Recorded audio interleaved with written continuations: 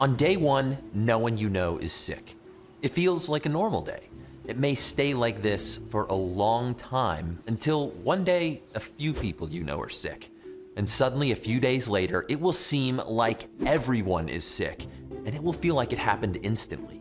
This is the paradox of pandemics, and it's why with an outbreak like COVID-19, you hear health officials calling for huge, drastic, and rapid responses in the early days when infection numbers are still relatively small. Some people worry that these actions are overreactions, media sensationalism. But this way of thinking fails to appreciate how disease outbreaks work. Instead of thinking about viruses, let's say you have a pond, and on the pond is a single lily pad. This type of lily pad reproduces once a day. So on day 2, you have 2 lily pads. On day 3, you have 4, etc. If it takes the lily pads 60 days to cover the pond completely, how long will it take for the pond to be covered halfway?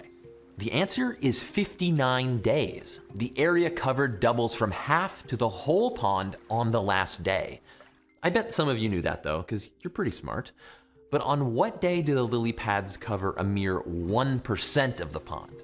Well, surprisingly, that doesn't happen until day 54. The pond is basically empty until it's very suddenly not empty.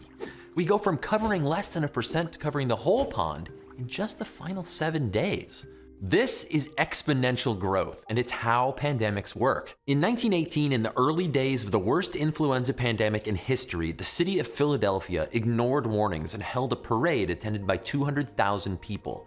3 days later, every bed in Philadelphia's hospitals was full, and 4,500 people died within a week.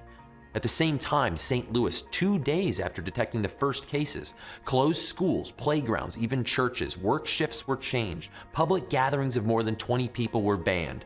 And this was the result: a tale of two cities.